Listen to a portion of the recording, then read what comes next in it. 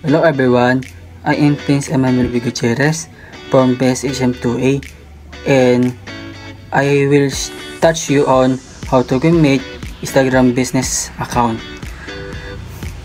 It is the tutorial. I will show you how to create a Instagram business account using a laptop.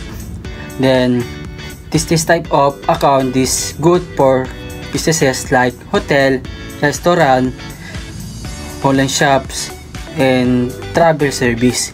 It helps you promote your business, post pictures, and connect with customers easily. How to create a Instagram business account? First, search Instagram. The first thing I will do ay i-search ang Instagram sa Google. After that, click Instagram. Number 2, sign up. On the right side, I will see sign up. Type your email address, use or business email.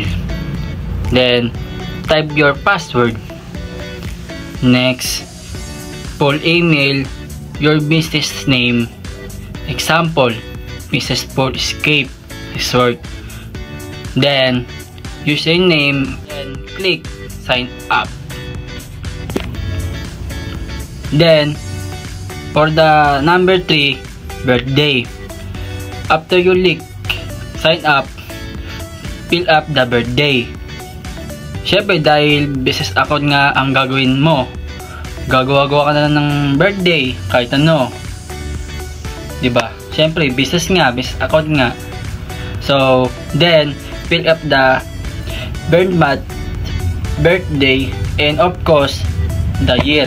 Then, click next.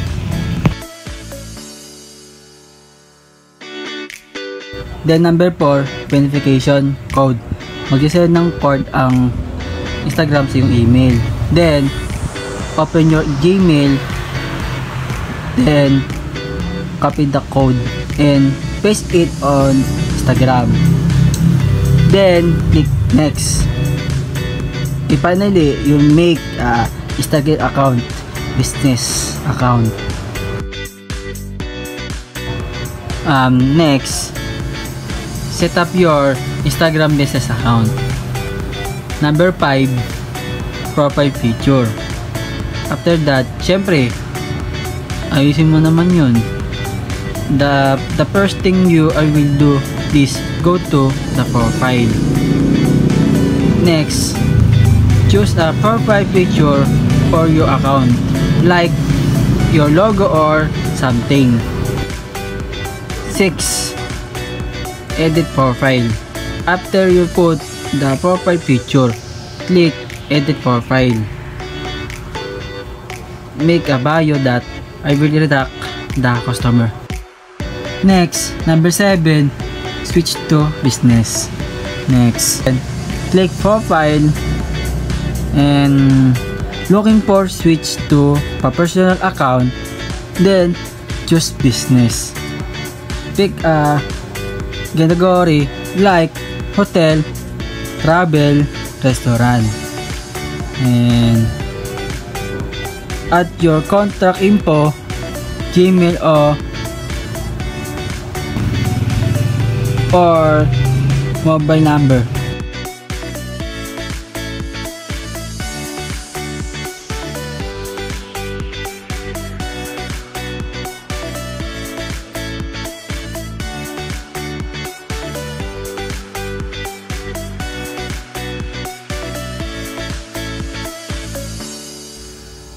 Okay, ngayon, let's start browsing on your Instagram business account.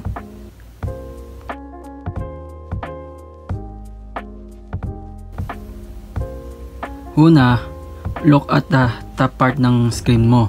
Makita mo yung plus na sign or minsan nakalagay yung create, click mo yon.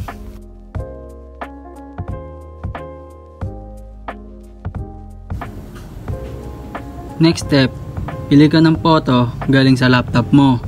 Pwedeng picture ng hotel, food, o kahit view ng place mo. Pagkatapos ma-upload, Instagram will ask you to rate a caption. Dito ka maglalagay ng short caption about sa photo mo. Example nito ay ang pag-welcome sa mga customers in case na i-visit nila ang iyong page para mas active tignan. Tapos kapag happy ka na sa photo at caption mo, just click share. Ayan, nakapost ka na ng first content mo sa business account. And that's it. Natutunan mo na kung paano gumawa ng Instagram business account at kung paano mag-post ng first content mo. Always remember, keep your photo clear, your caption simple, at lagi mong i-update ang account para makuha ang attention ng customer. And that's all. Thank you for watching.